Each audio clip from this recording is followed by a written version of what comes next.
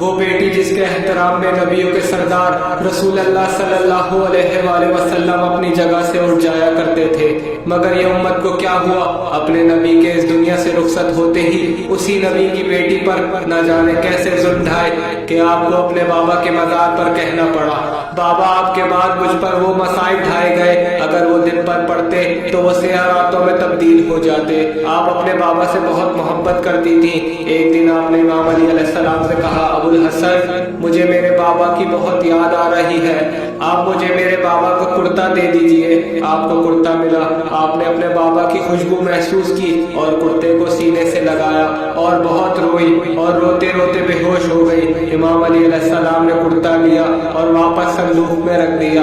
آپ کے رونے کا یہ عالم تھا کہ مدینے کے لوگ امام علی علیہ السلام سے کہتے، علی فاطمہ سے کہو یا دن میں روئے یا رات میں۔ آپ نے جب یہ بات سنی تو آپ نے کہا، ابو الحسن ان سے کہہ دیجئے کہ اب میں زیادہ دن ان کے درمیان نہیں رہوں گی۔ اس کے بعد گھر سے دور ایک پیڑ کے نیچے بیٹھ کر رویا کرتی تھی۔ جب لوگوں کو خبر ہوئی تو لوگوں نے وہ پیڑ بھی کاٹ دیا۔ اس کے بعد امام علی علیہ السلام نے بیت الحزن بنوا کر دیا۔ آپ وہ صدیقہ بیوی ہیں جن کے احترام میں عیسائی بھی مباہنے سے یہ کہہ کر پیچھے ہٹ گئے تھے، یہی سچے ہیں، مگر بعد رسول نہ جانے کون سی مصیبت آ گئی تھی کہ آپ کو امت کے سامنے یہ کہنا پڑا۔ خدا کی قسم میں جھوٹ نہیں بولتی، بعد رسول امام علی علیہ السلام کو مدینے میں کوئی سلام بھی نہیں کرتا تھا۔ جب یہ بات آپ کو پتہ چلی تو آپ نے پوچھا، ابو الحسن کیا آپ کو مدینے میں کوئی سلام نہیں کرتا؟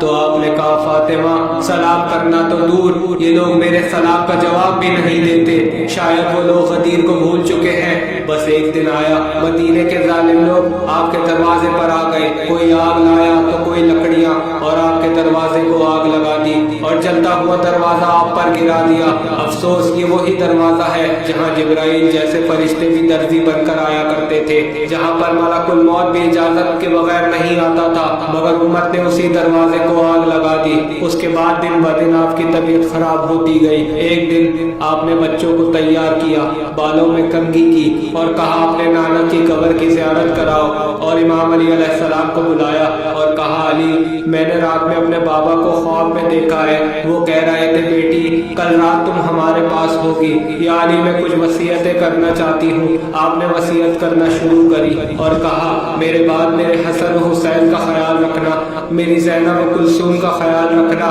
یا علی میرے بعد ایک نکاح کرنا جس سے آپ کو ایک بیٹا ہوگا، اس کا نام عباس رکھنا، وہ بیٹا میری زینب و کلثوم کے پردے کا محافظ ہوگا، یا علی میرا غسل و کفن رات کی تاریخی میں کرنا، میرا جنازہ رات کی تاریخی میں اٹھانا، مجھے ستانے والوں اور میرا حق کھانے والوں کو میرے جنازے میں شریک نہیں کرنا، میں روز محشر ان کی شکایت اپنے بابا سے کروں گی۔ اس کے بعد جناب ام ایمن سے کہا، اب میں اکیلے عبادت کرنا چاہتی ہوں، جب حسن و حسین آئے تو پہلے ان کو کھانا کھلانا، اور جب تک میرے ذکر کی آواز آتی رہے تو سمجھ لینا میں اس جہان میں ہوں، اور جیسے ہی میرے ذکر کی آواز بند ہو جائے تو سمجھ جانا میں اپنے بابا کے پاس چلی گئی۔ جب امام حسن و حسین آئے تو جناب ام ایمن نے کہا، شہزادو پہلے کھانا کھا لو پھر ماں سے مل لینا۔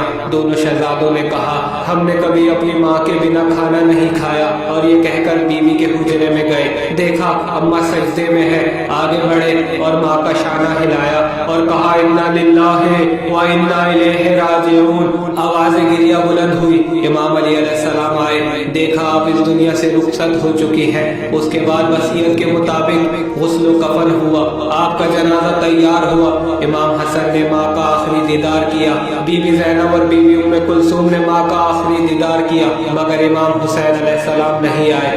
امام علی نے کہا، بیٹا حسین ماں کا آخری دیدار نہیں کرو گے؟ تو امام حسین علیہ السلام نے کہا جب تک اماں نہیں بلائیں گی میں نہیں آؤں گا۔